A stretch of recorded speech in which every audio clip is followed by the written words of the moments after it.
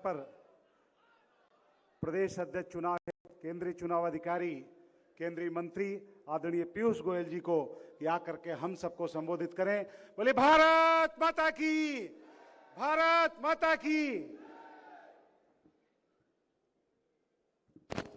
आज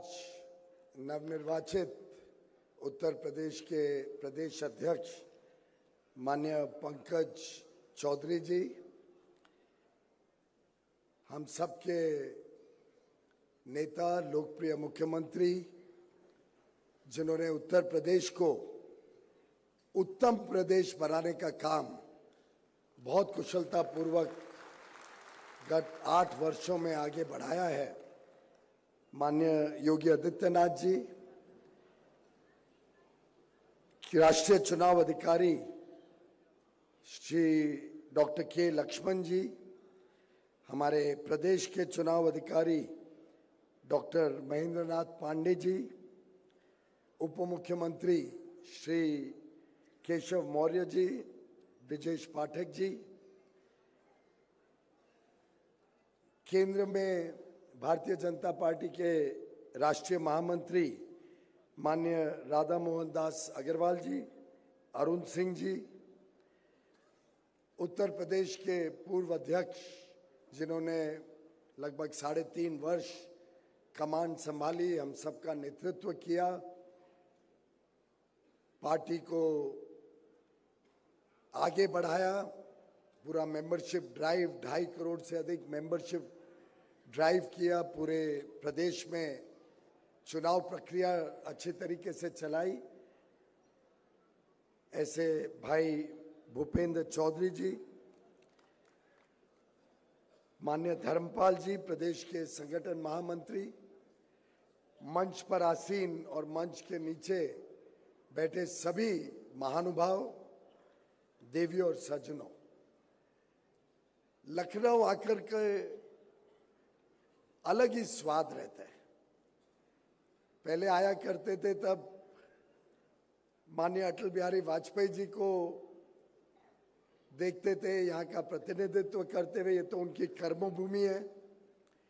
वर्षों वर्षों तक आप सबके साथ उनका मिलना जुलना बैठना रहता था।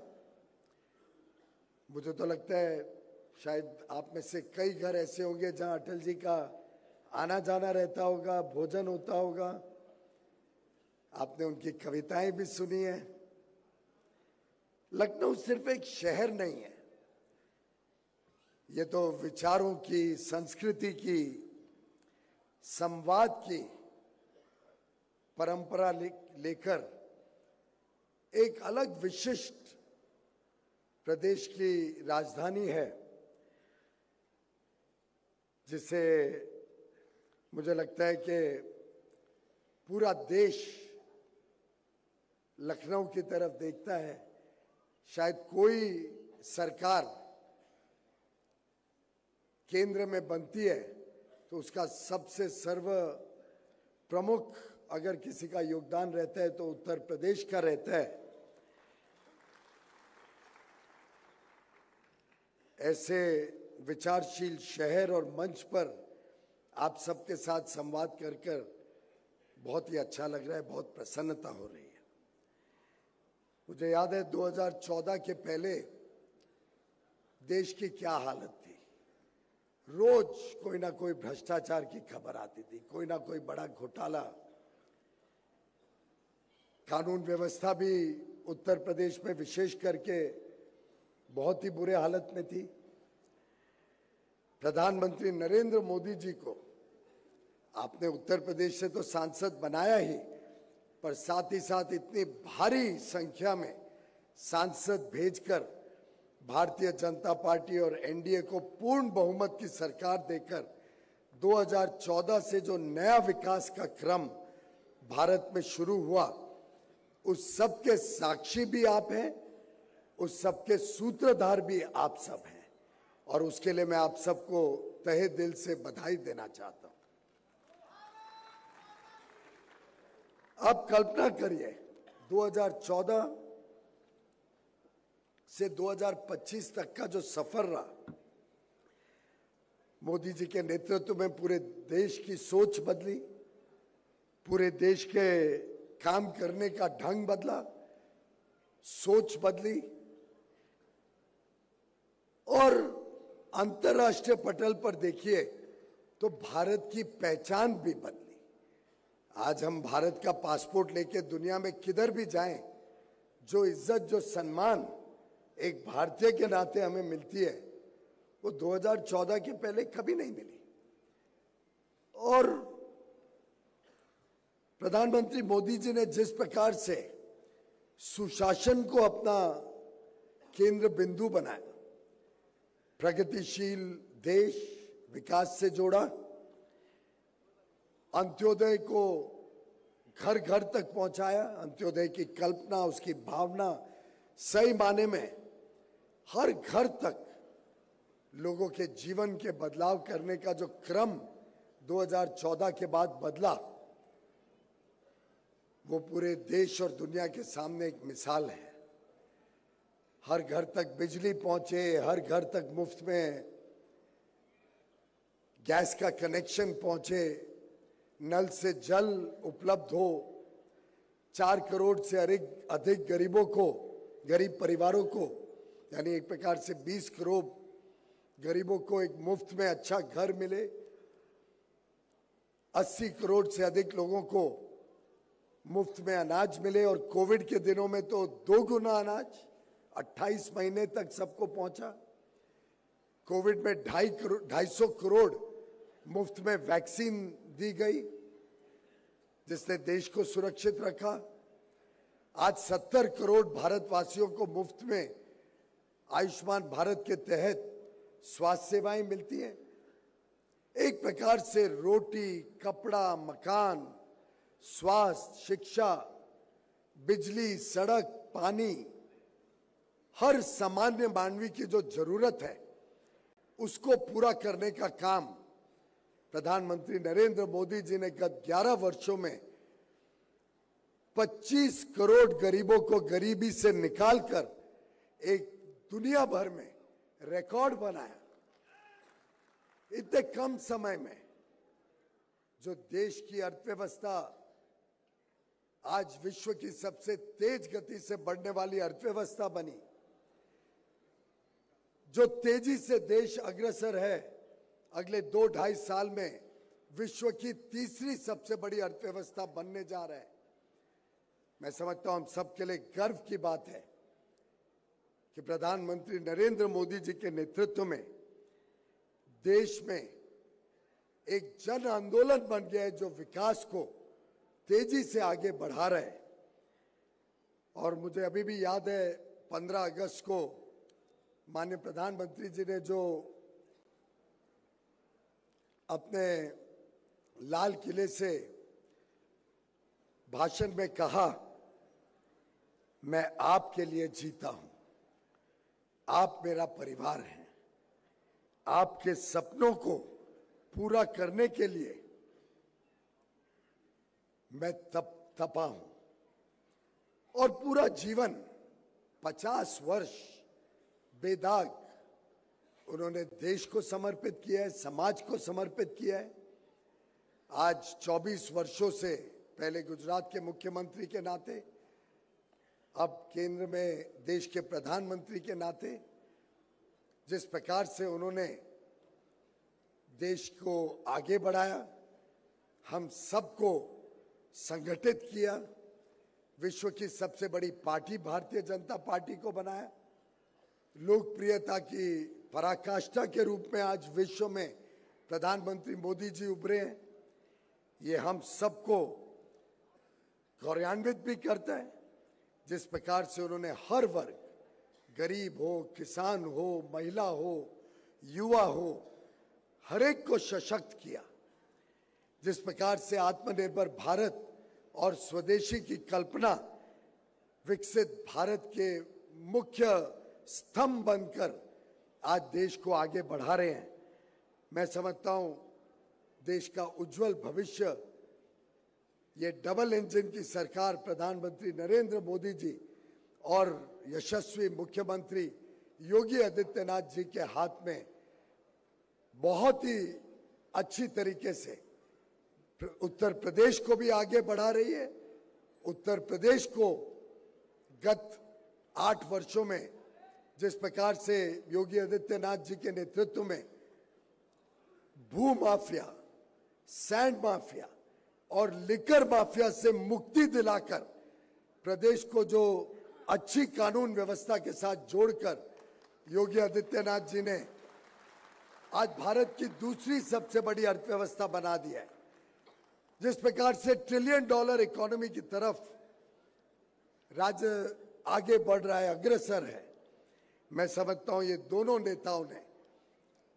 भारत को, उत्तर प्रदेश को एक नई दिशा, नई सोच के साथ आगे लेके जाने का जो काम किया है वो हम सबके सामने है, हम सबको प्रेरित करता है। मित्रों, 2025 तो एक विशेष वर्ष है, एक शुभ वर्ष है। इसमें 6 ऐतिहासिक पड़ाव हमारी राष्ट्रीय चरित्र को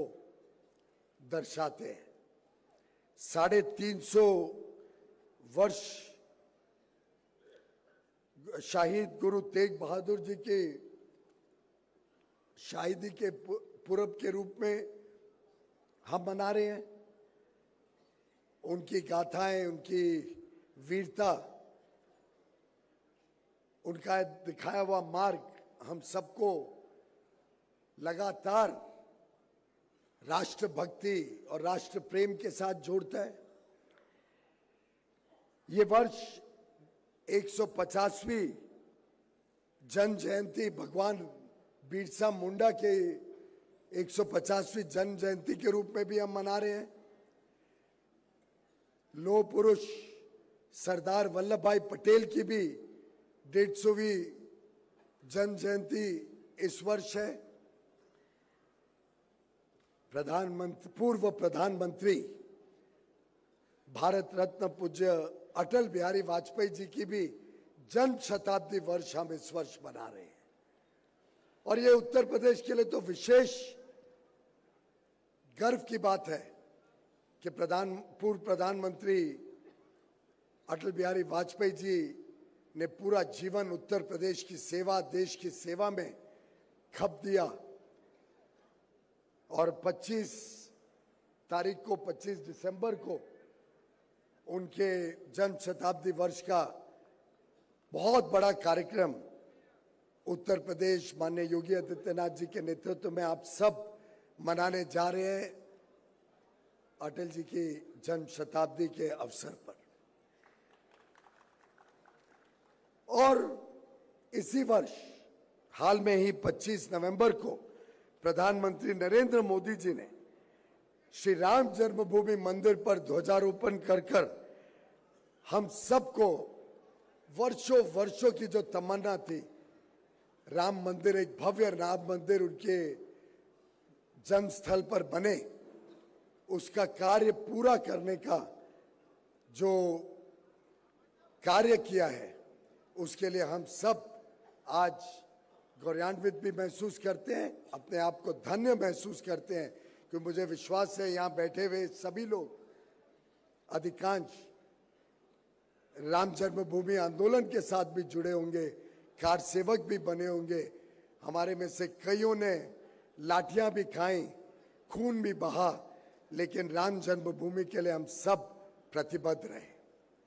मित्रों, मुझे याद आता है 2017 में यहीं लखनऊ में मैं आया था चुनाव के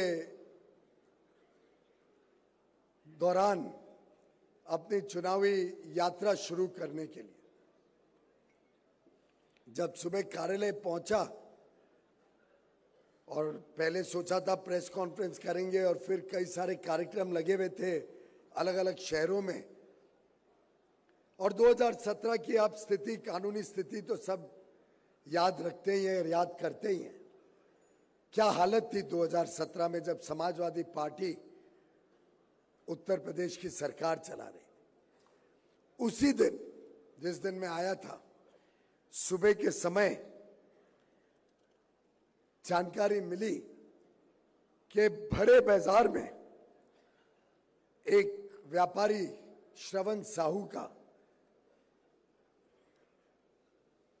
बहुत ही क्रूर तरीके से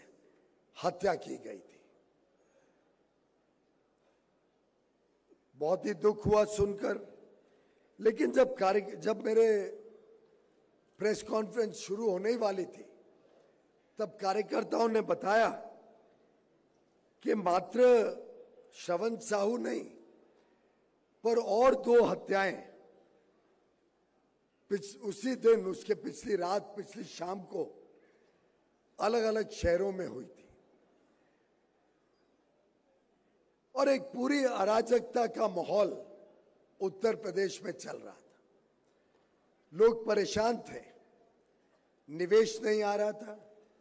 पलायन चल रहा था, लोगों को नौकरियां, रोजगार के अवसर नहीं थे,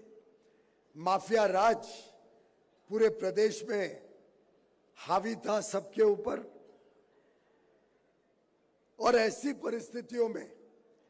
जब भारतीय जनता पार्टी और हमारे एनडीए के मित्र पक्ष चुनाव में निकले, तो पूरे प्रदेश ने तय कर लिया कि अब हम भारतीय जनता पार्टी और एनडीए को जिताकर, और मुझे अभी भी याद है वो चुनाव, जो उत्साह था, जिस प्रकार से गली गली में लोग उतर के आए और 300 से अधिक सीटें जीतकर 2017 में सरकार बदली, एनडीए की सरकार आई और हमारे नेता, लोकप्रिय मुख्यमंत्री बने। माननीय योगी आदित्यनाथ जी ने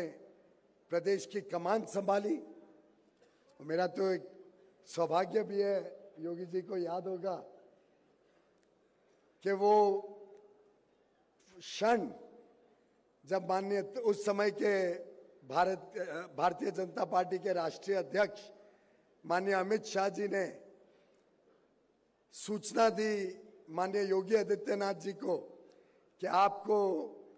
लखनऊ जाना है, आपको उत्तर प्रदेश का कमान संभालनी है। वो मेरे घर पे नई दिल्ली में, तो मेरा जुड़ाव शायद उत्तर प्रदेश के साथ कुछ घनिष्ठ ही रहा है। ये अलग बात है कि मेरे पिताजी भी बनारस हिंदू यूनिवर्सिटी में पढ़कर ही निकले हैं, लेकिन वास्तव में वो क्षण जब अमित भाई ने माननीय योगी जी को यहां भेजा और आज 8 वर्षों में जिस प्रकार से इस प्रदेश ने तरक्की की है, इस प्रदेश के घर घर तक विकास पहुंचा है,